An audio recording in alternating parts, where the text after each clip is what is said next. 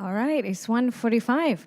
Thank you very much once again, everyone. Welcome to San Francisco. For those who are not from San Francisco, we are based in Singapore. We are from the APEC Secretariat, and we're so happy to be part of this APEC Economic Leaders Week in San Francisco. And the city is beautiful and has been very welcoming to all of us. So once again, thank you so much. And today we're going to have this news briefing. Actually, we're going to launch an annual report from the APEC Policy Support Unit. So the APEC Policy Support Unit is a research and analysis arm of APEC. We're based in Singapore, and right here we have the director of the Policy Support Unit, Mr. Carlos Kuriyama. I'm going to read his profile for a while. His profile is quite impressive. Thank you, Carlos, for being here. So, Carlos Kuriyama is actually appointed as a Policy Support Unit Director last year at the APEC Economic Leaders Week in Thailand 2022.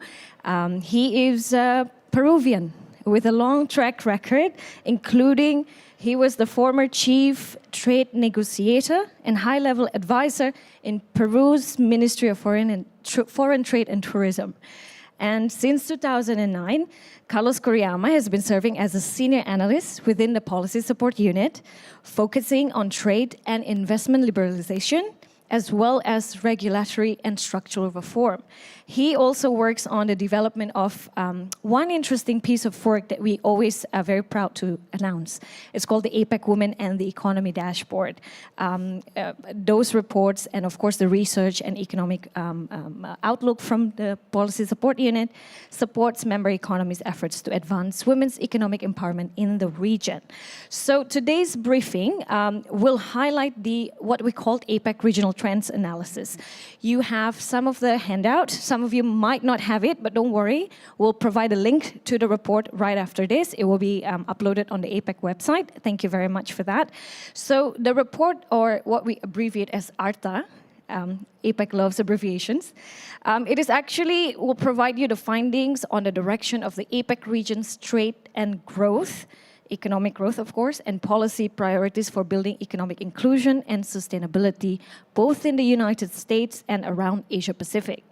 It will help set the tone for APEC ministerial meeting, which will be held here in San Francisco on 14 and 15 November 2023. This briefing also hopefully will provide insights on the outlook for trade and as well for the APEC region, of course, which accounts for half of the world trade and 60% of GDP growth. So without further ado, I hand the floor to Carlos Kuriyama. Thank you. Thank you very much, Mashita, for your kind introduction, and good afternoon to everyone. It's a pleasure to be here in San Francisco and have this opportunity to present with you the findings of this latest edition of the APEC Regional Trends Analysis. So if we all go to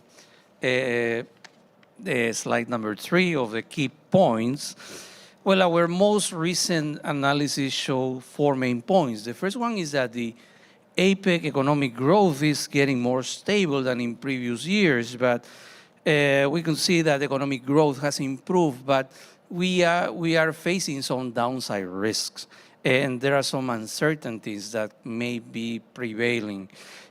Also, the second point is that inflation has remained elevated, even though it's much lower than last year, but this is mainly because of supply chain factors, and this is also because of an exacerbation of some weather-related issues.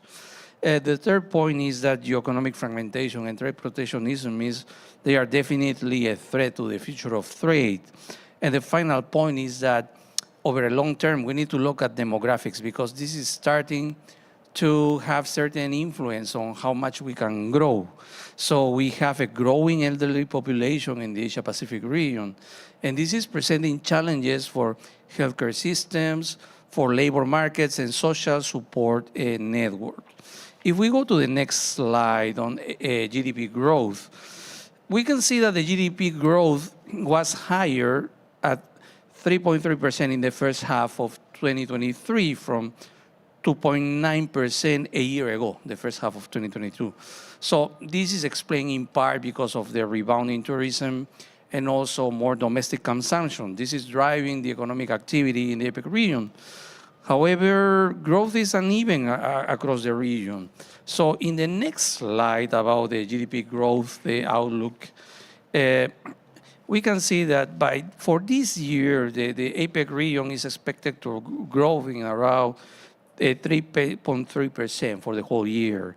But there are some downside risks. For example, we have the issue of the inflation that has been kind of stubborn, also higher level debts, trade protectionism, climate change issues, geopolitical tensions, and geoeconomic fragmentations that are casting shadows over APEC prospects. We have also some upside opportunities for growth. So from domestic consumption, tourism, and also continued targeted fiscal support.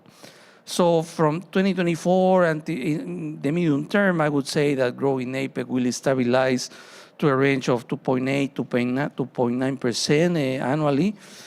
And however, what we notice is that this uncertainty on the economic landscape is complicating efforts towards a firmer post-pandemic recovery. If we look at the next slide on monetary policy rates and average inflation, we notice that there has been an uptick in inflation from August this year at 3.4%. And this is particularly due to higher prices for some commodities like oil and also some food products like sugar, rice, sorghum, and corn. And despite these recent developments, we can see that inflation in September 2023 was much lower than inflation in September 2022. So in general, to fight inflation, many APEC economies have been tightening monetary policy by raising interest rates.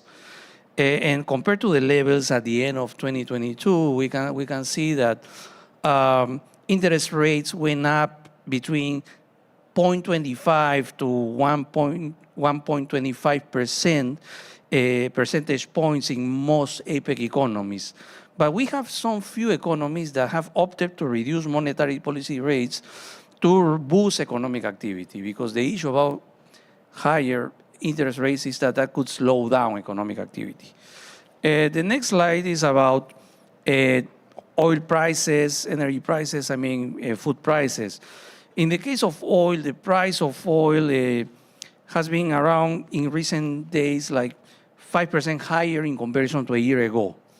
And this has been because of oil production cuts by the OPEC plus members that have played a role. And also there's an increase in demand for oil. But also in the case of food crops, so weather conditions due to El Nino has been disrupting the supply chain of food. Also, we have had some export restrictions in some important non-APEC economies. And also we have disruptions in the fertilizer supply chain. All of this has affected food production, and therefore the prices are going up a bit. So one example, if you go to the next slide, is about rice prices. So rice prices jumped from, I would say, between 37 to 51%, depending on the type of rice variety. And we have a large non-APEC economy, which is an important rice producer, that has imposed export bans on rice recently. And this action, added to the weather conditions I mentioned and the disruptions in fertilizer supply chains, are causing this spike on rice prices. The next slide shows a trade, basically. What happened with trade? So in the case of merchandise trade, it contracted on the first half of 2023, with the volume and value of exports declining year on year by 3.0 and 6.5% respectively. But imports decreased more. Actually, it was 3.5% in the case of volume and 7.1% in the case of value during the same period. So macroeconomic conditions have increased the cost of trade finance. And also we have this prevailing uncertainties that I explained before that in this global environment that have been affecting trade. The next slide shows what has happened in trade in commercial services. And the latest data available is from the first quarter of 2023 that shows that trade in commercial services has been at higher rates, but they are decelerating. We have had, I would say, a robust expansion on travel services, but it has been offset by a slowdown on transportation services and good-related services.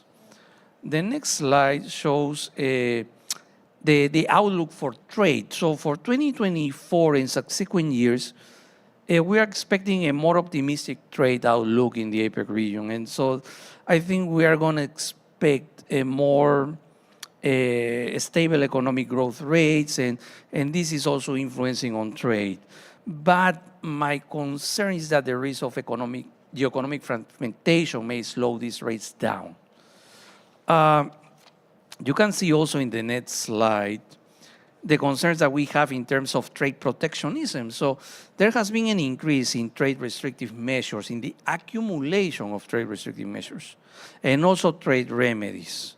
And we are noticing some signs that these measures could be affecting supply chains. For example, the proportion of intermediate goods in international trade has fallen from 51% to 48.5% during the first half of 2023. This is based on WTO data.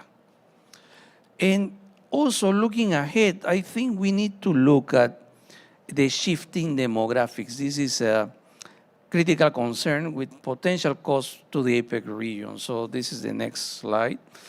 And so we can see that there's a growing elderly population. The percentage of population in APEC ages 65 and above has almost twofold, in 3 decades. And so the sharper increase has been seen in Northeast Asia.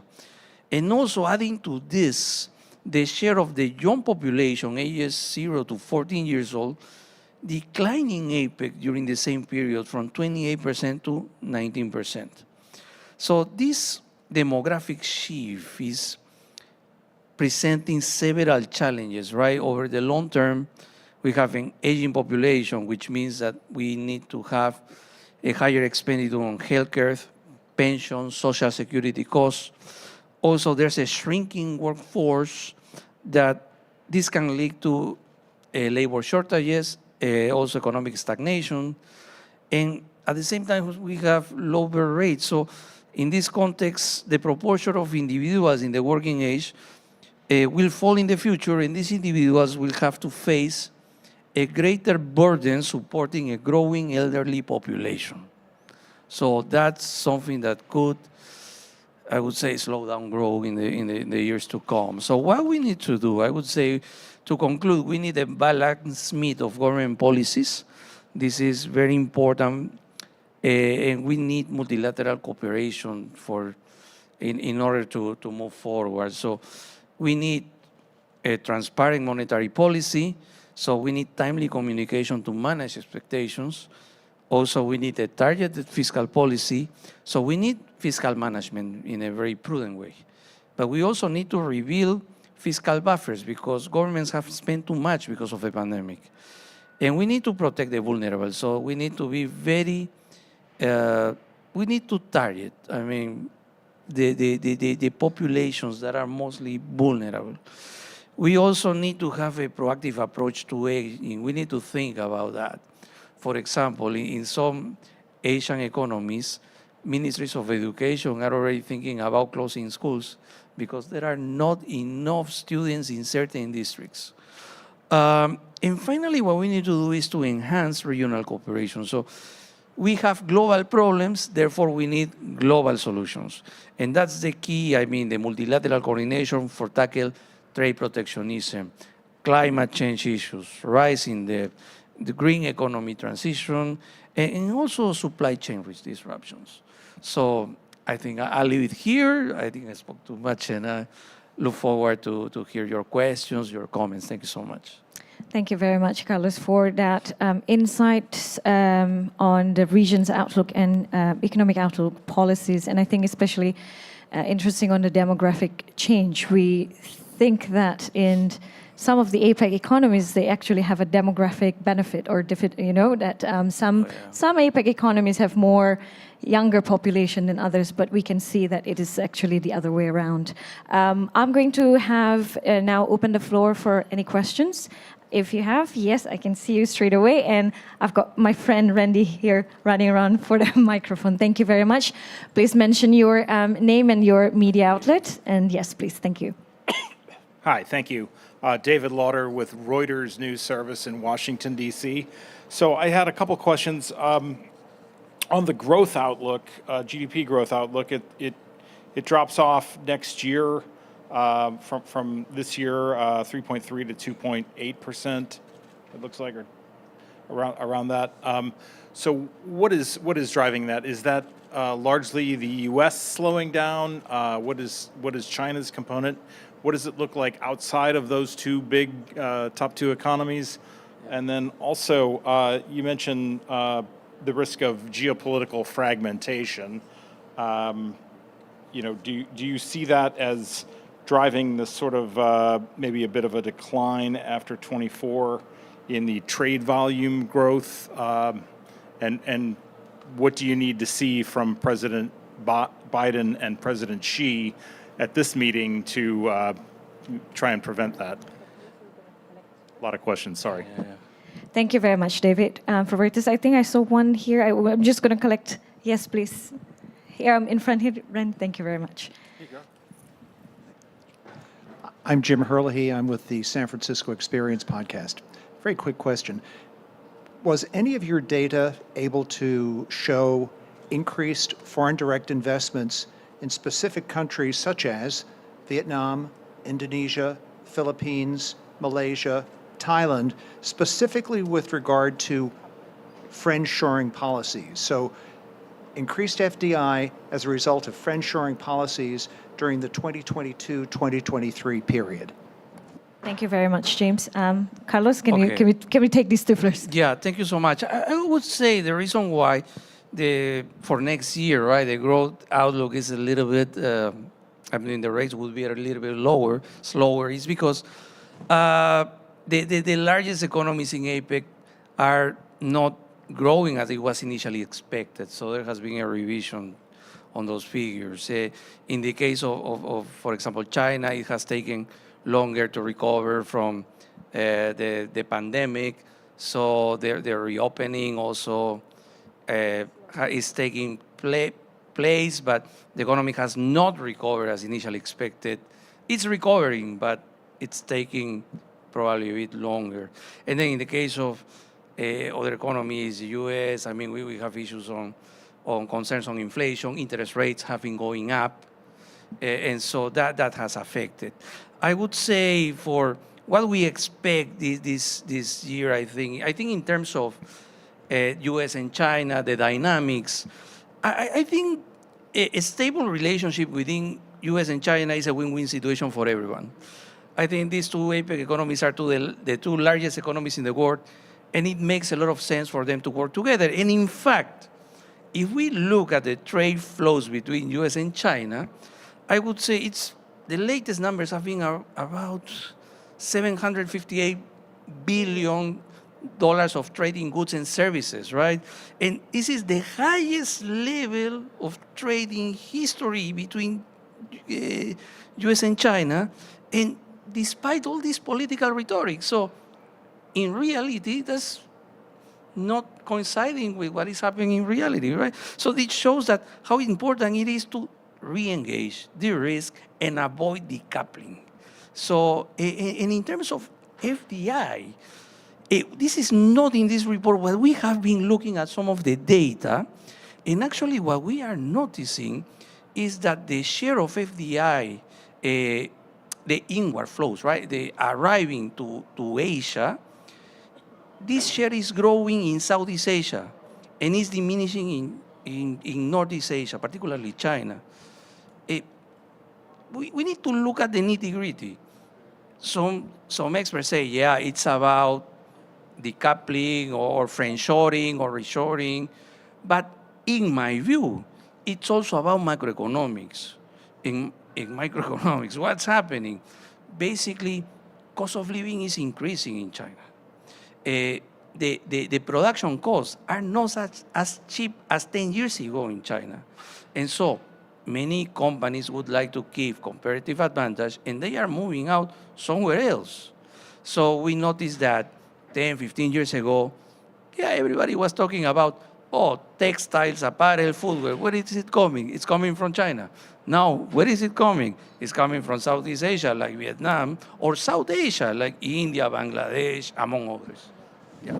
Thanks. Just a quick follow-up on that. Do you see this as a trend in future, and is it good? It's a trend, and what firms will do is, what can we do to keep the comparative advantages? If the comparative advantages are on the cost side, so they will look where it's cheaper. If the advantages is where we can get the best quality resources, they will go where the best quality resources are. Yeah. Thanks very much. Economies have to maintain their competitive advantage in that Yeah. sense. Okay, one question from here. No? Yeah? Yes. Here first, Then over there, and then over after there. that. Thank you very much. Thank you, Mr. Carlos. Xinhua News Agency of China.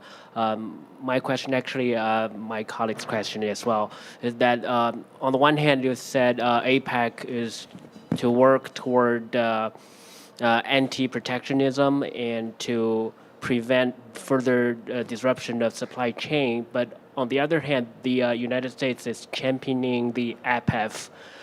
So how do you balance between the overall APEC economies and seemingly strengthen a comparatively smaller circle of allies and partners? Thank you. Thank you very much. And then I think the lady on the right side. Thank you very much. Hi, Yifan Yu with Nikkei Asia. I want to go back to the GDP growth slide. We can see, except the ongoing year, APAC growth is actually lag behind the rest of the world for past year and the years going forward. Could you explain why is that? And also my second question is, you mentioned the term geoeconomic fragmentation quite a lot in this presentation, but it's like quite a fancy term. Could you give us an example to explain to our readers what exactly is geoeconomic fragmentation and what's the reasons behind that? Thank you. Thank you very much. Carlos, do you want to take that? 2 questions first. Yeah, so the first question was about supply chains and IPEF, what may happen.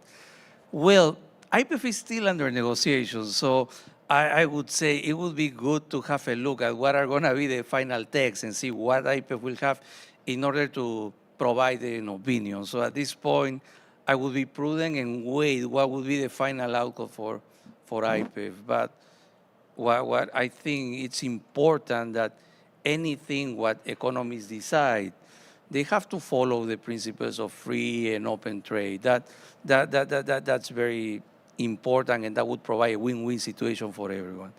And then about geoeconomic fragmentation, let me explain. For example, before the pandemic, many companies were having a just-in-time strategy of production in a way that they were sourcing parts and components from all over the world, most likely from the cheapest source that could provide the quality of the part and components that they needed. But then things change, in part because of the pandemic, or sometimes because of some rhetoric, or because of some trade restrictive measures. And firms started to pursue a just-in-case approach in which they are sourcing from few places, most likely closer to where they are, and also they are starting to build redundancies.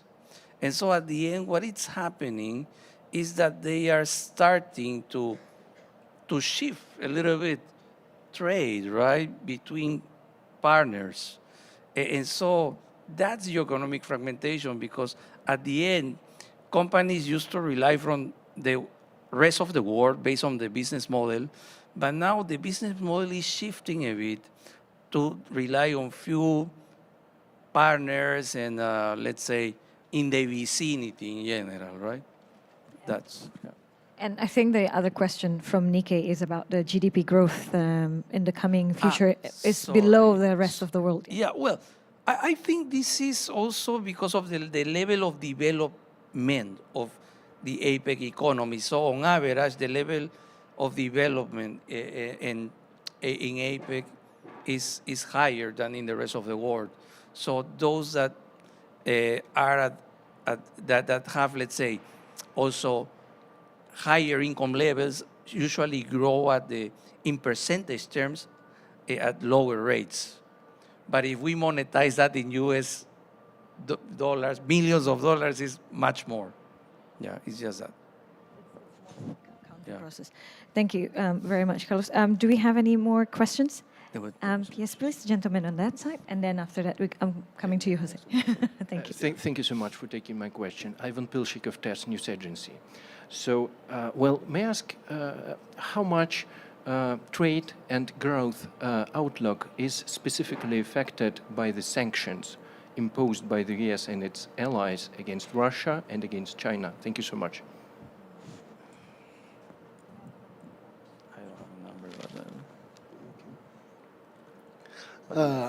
Hi, my name is Jose Ricardo Bondoc with SF Newsfeed. In echoing the sentiment regarding the sanctions placed on China regarding Russia and China, how much would you say the human rights situation in the various APEC economies, including Burma, including China itself, how does that affect the economic growth within those countries? Thank you very much for the questions. I think we just have to take a look at whether we have the numbers on, or we track those sanctions impact on, or maybe trade measures that is quite limiting in that sense. we don't have the numbers. We haven't made estimations, but what is very clear is that any measure that is restricting trade, we have an impact on economic growth. Also, the other thing that I would say is that sometimes we have some geopolitical issues, conflicts, and those issues affect the economy. So it's a reality, it's unfortunate, but they affect the economy. And does it affect what we've done in APEC internally? In terms of the Discussions that we're having. discussions in APEC, well, I would say in APEC, we try to put politics aside. We focus more on economic issues because that's where it's easier to get consensus. It's been not easy, I would say, but it's good that all 21 members are sitting all together in the same meeting room, and they are on speaking terms and trying to find commonalities to see what can be delivered. And I think on Jose, if I can quickly just give context to that. As an economic forum, we tend to sort of look at economic growth at the same time. And like Carlos said, I think the geopolitical issues might affect the economic growth and even trade between economies. But we don't necessarily track that part on human development, especially when you say human rights in that sense. But do we have something about, like you said, Human Development Index, whether it's in terms of education, perhaps, that we can see, I think post-pandemic things have changed a little bit in that front. Yeah, for example, the pandemic affected, I would say, had a big impact on development.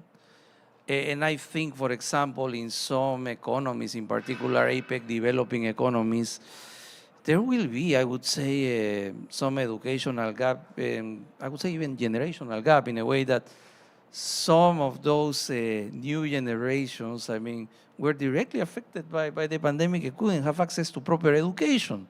Let me give you one example about my home economy in Peru. The pandemic struck the world, and the classes had to be switched to remote mode.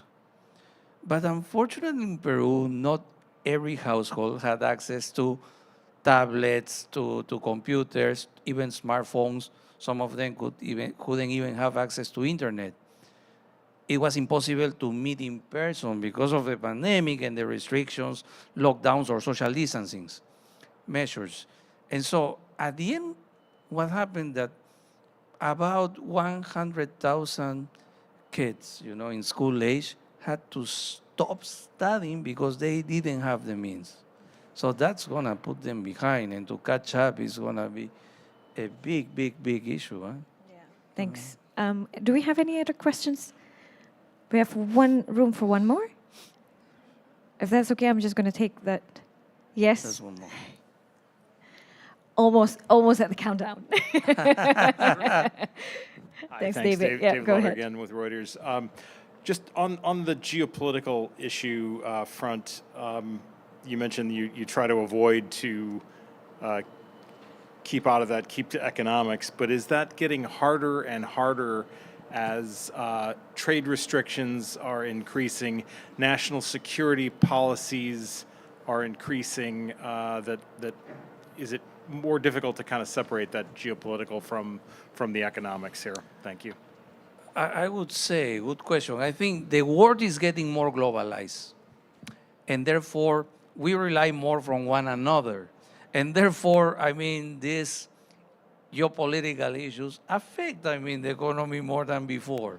So it's difficult, of course, to discuss, but at the end, we try to keep discussing, ways how we can, improve, the people's life, through more free, more open trade, prevent supply chain disruptions, find ways to keep supply line open, among other things. And I think because we just finished a meeting actually, and I wonder whether you've shared the same thing.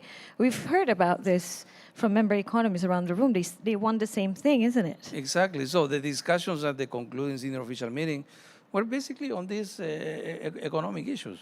It was about interconnectedness, inclusion. It was about innovation. Yeah, we didn't discuss geopolitical matters. Not at all. So yeah. Somehow it works in APEC. Somehow. That's all. Thank you very much, everyone. And I really appreciate you coming here today. And hopefully in the coming days, we also will have more information for you. The report and the presentation and the news release will come to the APEC website. So just stay tuned. It will be in probably in 15 minutes. So you can access that.